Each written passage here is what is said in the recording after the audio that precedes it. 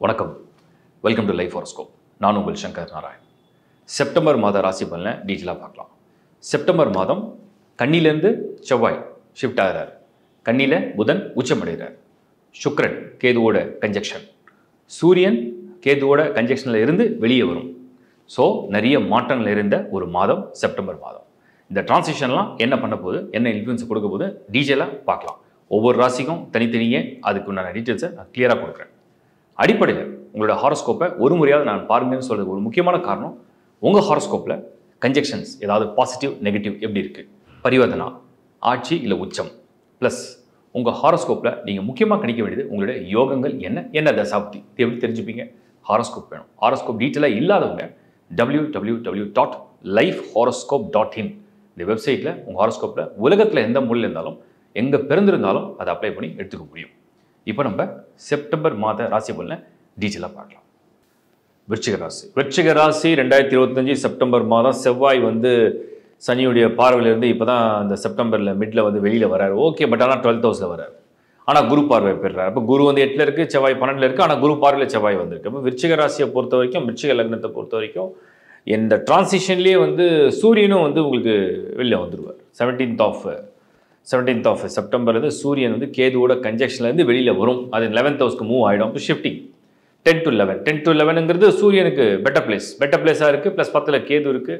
Job stress, வேலை stress, business stress, money stress, family stress, relationship stress, brothers and sister stress, சொத்தில் பாகப்பிரிவில் ஒரு பிரச்சனை, பஞ்சாயத்து, ஒரு வீடு வாங்கணும் ட்ரை பண்ணுறோம் நடக்கலை, ஒரு கார் வாங்கணும் ட்ரை பண்ணுறோம் ஆனால் நடக்கலை, ஏதோ ஒன்று தடை, ஏதோ ஒரு குழப்பம், ஏதோ ஒரு மன உளைச்சல், கொடுத்த பணம் வரல, வாங்கின பணத்தை கொடுக்க முடியல, லோனை வாங்கின கட்ட முடியல, ஒரு மாதிரி ஒரு போராட்டமான ஒரு மனநிலையோடு அப்படியே ஹெல்த்து சரியாயில்லை, சடனாக லாஸ் ஆஃப் ஹெல்த்து, சடனாக ஒரு மாதிரி டவுன் ஆகிடுச்சு, சடனாக ஒரு குழப்பம் வந்துடுச்சு, சடனாக ஒரு இந்த மாதிரி ஒரு புலம்பல்லையே இந்த விருச்சிகம் படி போயிட்டுருக்கு. 4ல் ராகு பண்ணிகிட்டு இருக்கு தடைய, 5ல் சனி மன நிம்மதியாக வாழ்க்கையை வாழ உள்ள, 8ல் குரு, இருக்கிற காசெல்லாம் கரைஞ்சிட்டே இருக்குது. கொஞ்சம் தான் சேவிங்ஸ் அதுவும் கரைஞ்சி ஓடுது. பையனுக்கு படிப்பு, பொண்ணுக்கு படிப்பு, இந்த பக்கம் ஃபேமிலி கமிட்மெண்ட், இந்த பக்கம் அப்பா, இந்த பக்கம் அம்மா அப்படின்னு சொல்கிற மாதிரி ஒரு சூழ்நிலை இது இருக்குது. இந்த மந்த் என்ன நடக்க போகுது, செப்டம்பர் மாதம் உங்களுக்கு என்ன மாதிரியான ஸ்டேட்டஸ்? செவ்வாய் 12th ஹவுஸ், குரு அதே 8th ஹவுஸில், சனி வக்ரம், ராகு 4th ஹவுஸில், 10ல் கேது, பட் 10ல் சூரியன் விலகி இப்போ சுக்கிரன் போய் இணைய போகுது. இப்போ ஏதாவது மாறுமா, ஏதாவது சேஞ்சஸ் பாசிட்டிவாக தெரியுதா, ஏதாவது நடக்குமா? சூரியன் பார்வையில் சனி, சனி பார்வையில் சூரியன். இப்போ சூரியன் சனி பார்வை பெருசாக வேலை செய்யுமா? வேலையில் மறுபடியும் ஒரு ப்ரெஷரை கொடுக்குது. குரு 8th ஹவுஸில் இன்னும் இருக்கிறதுனால ஒரு பெரிய பதவி அதிகாரத்தை கொண்டு போக முடியல. அதுக்காக ட்ரை மட்டும் தான் நடக்குது, பட் ஆனால் ரிசல்ட் இல்லை. சரி, கல்யாணமாவது நடக்குமா? வயசாகிட்டே போதே, குரு பலன் இல்லையே, குரு பார்வை வரலையே, அங்கேயும் பெருசாக அது ஒரு அட்ராக்ஷன், ஈர்ப்பு ஏற்படலை. ரிலேஷன்ஷிப்பாவது ஓடுமா? அதில் ஏதாவது கெடுபடி, ஏதாவது ட்ரபிள் வருமா? கொஞ்சம் அப்படியே ரொம்ப சாஃப்டாக ஜென்டிலாக மெயின்டைன் பண்ணால் நல்லது. ஏன்னா செவ்வாய் 12th ஹவுஸ், வார்த்தை விட்டிங்கன்னா பிடிச்சிக்குவாங்க. சுக்கிரன் கேதுவோட கன்ஜெக்ஷன் ஆகும். ஒரு மாதிரி மூட் ஸ்விங்ஸ் இருக்கும். ஃபேமிலியா நீங்களா, அவங்க குடும்பமா, உங்கள் குடும்பமா, உங்கள் கூட வாழ்க்கையா இல்லை அவங்களோட தனிப்பட்ட வாழ்க்கையா அப்படிங்கிற முடிவில் ஒரு குழப்பம் வரும். அதனால் கொஞ்சம் விட்டு பிடிச்சா நல்லது. அந்த மாதிரி தான் இருக்குது. பொருளாதார சேமிப்பு நடக்கலை, சேவிங்ஸே இல்லைன்னு சொல்கிறத விட செலவெல்லாம் நல்ல செலவாக நடக்குதா, சுபமான செலவாக நடக்குது, என்னுடைய ஃபேமிலிக்காக பண்ணுறேன், தேவைக்காக பண்ணுறேன், அதுக்காக பண்ணுறேன், பரவாயில்ல, அது ஓகே. புதன் உச்சமாக இருக்காரு, எனக்கு ஏதாவது ஃபேவர் பண்ணுவாரா? விருச்சிக ராசி, விருச்சிகத்துக்கு அதிபதி செவ்வாய், விருச்சிகத்தில் நீச்சம் அடையுது, நீச்சபங்க ராஜயோகம் அடையுது சந்திரன். ஸோ சந்திரன் செவ்வாய் காம்பினேஷன் எங்கேயாவது கொஞ்சம் நல்லா வந்தாவது பெட்டராக இருக்கும். அட்லீஸ்ட் குரு பார்த்தாவது பெட்டராக இருக்கும். புதன் உச்சம் இது எப்படின்னா, எமோஷன் ஒரு ஆங்கிளில் எனக்கு இதெல்லாம் வேணும், எனக்கு இதெல்லாம் நடக்கணும், எனக்கு இதெல்லாம் கிடைக்கணும், நான் இதுக்கெல்லாம் ஆசைப்படுறேன், நான் இதுக்கெல்லாம் முயற்சி பண்ணுறேன்றது எமோஷன், அது ஒரு ஆங்கிளில். ஆனால் அறிவு, ஆனால் சூழ்நிலை வேறு வகையில். உனக்கு அது எதுக்கு, நீ இதை வச்சுக்கோ, உனக்கு இது எதுக்கு, நீ அதை வச்சுக்கோ அப்படின்னு உங்களுக்கு கிடைக்கிற வாழ்க்கையும், கிடைக்கிற வாய்ப்பும், கிடைக்கிற வேலையும், கிடைக்கிற வாழ்க்கையுடைய துணையும், சூழ்நிலையும் வேறு மாதிரி வருது. ஆனால் நீங்கள் ஆசைப்படுறது, நீங்கள் ட்ரை பண்ணுறது, நீங்கள் முயற்சி பண்ணுறது, நீங்கள் விரும்புறது வேறையாக இருக்குது. அப்படி ஒரு மாதிரி மனசு ஒரு பக்கம், வாழ்க்கை ஒரு பக்கமாக, 2 திசையில் பிரிய முடியாமல் பிரிஞ்சு ஒரே பயணமாக போயிட்டுருக்கு. அப்படி தான் அந்த விஷயம் நடந்துகிட்ருக்கு. இது செப்டம்பரில் தான் கண்டினியூ ஆகுது. அப்புறம் எதுக்கு இதை பற்றி பேசுறது? எல்லா மாதமும் என்ன நடக்க போதும் ஒரு வியூ கொடுக்குறேன். அது புரிஞ்சு அதை மாற்றுற சக்தி யாருக்கும் கிடையாது. ஆனால் அதை புரிஞ்சுக்கிட்டா அதுலேருந்து நம்ம விலகி அதுலேருந்து நம்ம ரொம்ப உணர்ச்சி வசப்படாமல் கண்ட்ரோல் பண்ணிட்டு போயிட்டே இருக்கலாம். ஏன்னா எல்லா மனிதனுடைய இந்த ஸ்டார்ஸுடைய இந்த டிரான்சிஷன் எல்லாமே எதில் வேலை செய்யுதுன்னு கேட்டால் நம்ம எமோஷனில் தான் வேலை செய்யும். நம்ம அதை எவ்வளோ சீரியஸாக எடுத்துக்கிறோம், இல்லை நம்ம அதை கண்டுக்காமல் இருக்கோமா? ஒரு நியூட்ரல் ஸ்டேட்டில் மைண்ட் செட் வந்துட்டால் எதையுமே நமக்கு பெருசாக தெரியாது. பாசிட்டிவும் பெருசாக தெரியாது, நெகட்டிவும் பெருசாக தெரியாது. பட் நியூட்ரல் ஸ்டேட்டில் மைண்ட் இருக்காது. சந்திரன் டெய்லி தேய்வார் வளர்வார், ஒரு ஸ்டாரை ஜம்ப் பண்ணிட்டே இருப்பார். அப்போது நம்ம மனநிலை உணர்நிலை மாறிட்டே இருக்கும். ஒரு நாள் ஒருத்தர் மேலே இருக்கிற பகை மறுநாள் ஒரு நட்பாக மாறும். ஒரு நாள் ஒருத்தர்கிட்ட இருக்கிற நெருக்கமான நட்பு அன்பு திடீர்னு பகையாக மாறும். உணர்வுகள் மாறும். ஏன்னா நம்ம உணர்ச்சி வசப்படக்கூடிய மனிதர்கள். அவ்வளோதான். ஸோ விருச்சிகம் 2025 செப்டம்பரை பொறுத்த வரைக்கும் செவ்வாய் கொஞ்சம் பரவாயில்ல. குரு அதே இடத்துல அதே செலவு. அதே மாதிரி எப்படிலாம் உங்கள் பாக்கெட்லேருந்து பணத்தை வெளியே செலவில் எடுத்துகிட்டு போக முடியும் அதை பண்ணிக்கிட்டே இருக்கு. 5ல் சனி மன ரீதியான ஒரு உளைச்சல். 4ல் ராகு இன்னும் நான் ஒரு தடையை கொடுக்குறேன், இன்னும் ஒரு டாஸ்க்கை கொடுக்குறேன்னு கொடுக்குது. சூரியன் 11ஆம் இடத்துல செப்டம்பர் மிட்ல பரவாயில்ல. வேலை செய்கிற இடத்துல சனியுடைய பார்வையில் எல்லா ப்ரெஷர் மத்தியிலையும் ஒரு ஒர்க் நடந்துகிட்ருக்கு. புதன் உச்சம் அறிவாற்றலை மட்டும் வலுப்படுத்துது. அனுபவம் வந்து அறிவை வளர்க்க தானே செய்யும். நல்ல அனுபவமோ கெட்ட அனுபவம், அறிவை வளர்க்கும் அனுபவம். சுக்கிரன் கேதுவோட சேர்ந்து குடும்பத்தில் ஒரு அமைதியான சூழ்நிலை இல்லை. ஒரு சந்தோஷமான சாப்பாடு டெய்லி ருசியாக இதுவாக கிடைச்சிது, பட் ஆனால் இப்போ கிடைக்கல.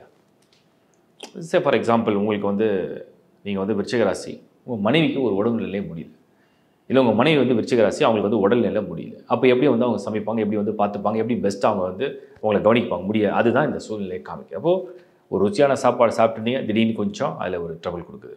லேசாக ஒரு சின்ன ஹெல்த் ட்ரபிள் கொடுக்குது. லேசாக ஒரு டாக்டர் கன்சல்டேஷன் தேவைப்படுது.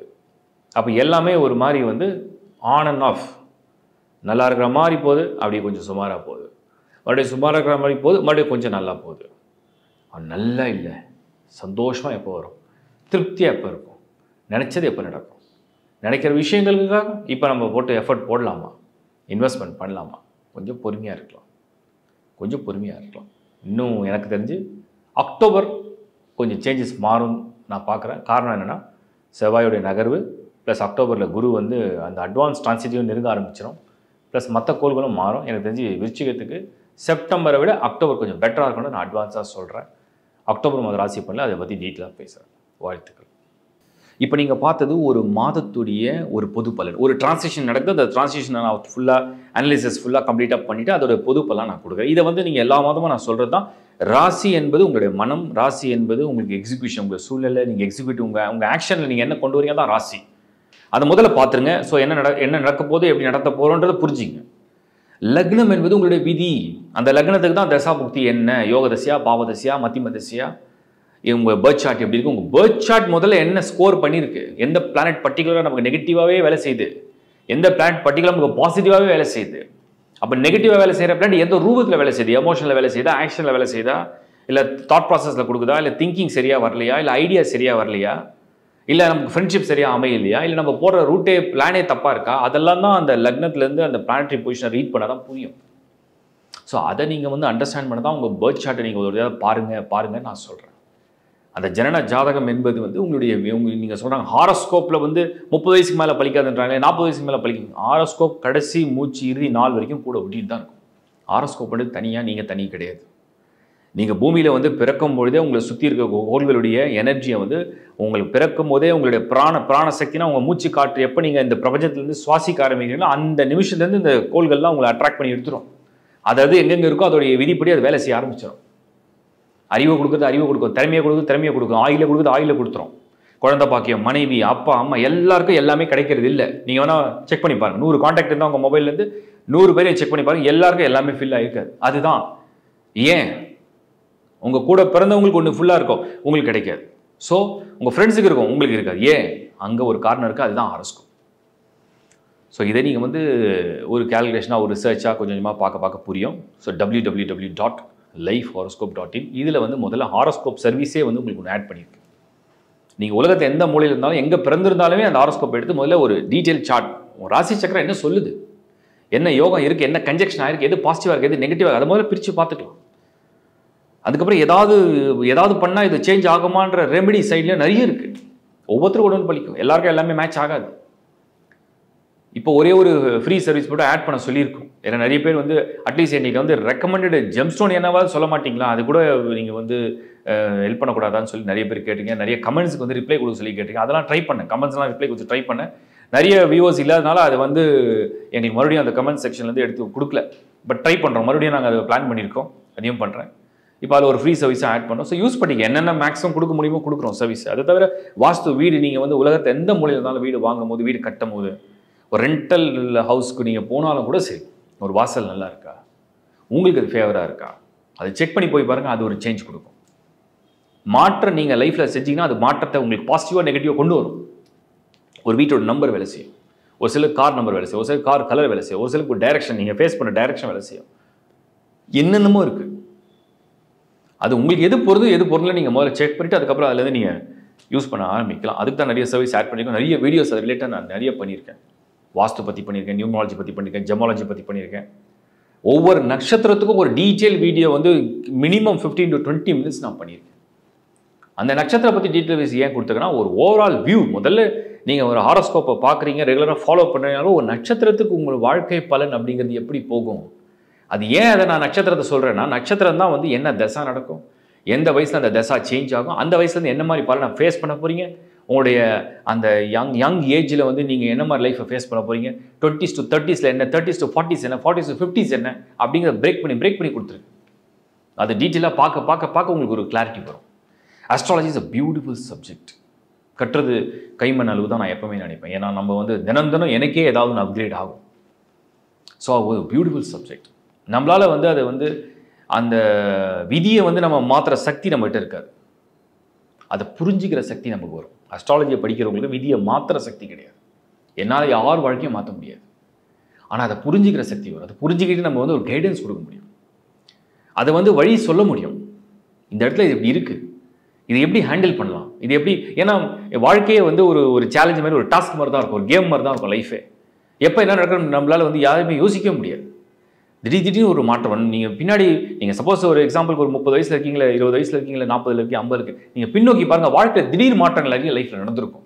அந்த மாற்றங்கள் உங்களுக்கு புரிஞ்சிருக்கும், அது தெரிஞ்சிருக்கும் இருக்காது, அதை நீங்கள் தடுத்துருக்கவும் முடியாது, அதை தடுத்து தான் நம்ம அதை நிறுத்திருக்க முடியாது. அந்த மாதிரி தான் லைஃப் ட்ராவல். ஸோ இந்த பயணம் என்பது, ஒரு வாழ்க்கையுடைய பயணம் என்பதில் நாம் வந்து அதை எப்படி புரிஞ்சுக்கிறோம், அதை எப்படி நம்ம அணுகுமுறை செய்யணும், எப்படி சின்ன மாற்றங்களை கொண்டு வந்து நம்ம சேஞ்ச் பண்ணலான்றது தான் பாயிண்ட். ஸோ இதை புரிஞ்சுங்க. அஸ்ட்ராலஜி வீடியோஸ் தொடர்ந்து பாருங்கள். ஹாரோஸ்கோப், லைஃப் ஹாரோஸ்கோப்பை தொடர்ந்து சப்போர்ட் பண்ணதுக்கு என்னுடைய மனமார்ந்த நன்றி. உங்கள் உறவுகளுக்கு, நண்பர்களுக்கு வந்து பகிர்ந்துங்க. நான் வந்து ரொம்ப ஜென்யூனாக, நான் ரொம்ப போல்டாகவே சொல்கிறேன், நான் ரொம்ப ஜென்யூனாக, ஸ்ட்ரைட் ஃபார்வர்டாக, எந்த ப்ரிடிக்ஷனையும் ஒளிவு மறைவு இல்லாமல், அதில் நெகட்டிவ் சொல்லணுன்ற எனக்கு இன்டென்ஷனே கிடையாது. என்ன தான் அது வந்து மைனஸாக இருந்தாலுமே மோட்டிவேட் பண்ணி பாசிட்டிவாக சொல்ல தான் நான் நினைக்கிறேன்.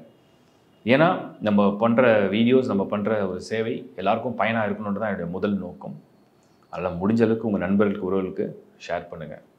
இந்த சேவையை தொடர்ந்து நான் பண்ணணும்னு நினைக்கிறேன், உங்களுடைய ஆதரவோடு.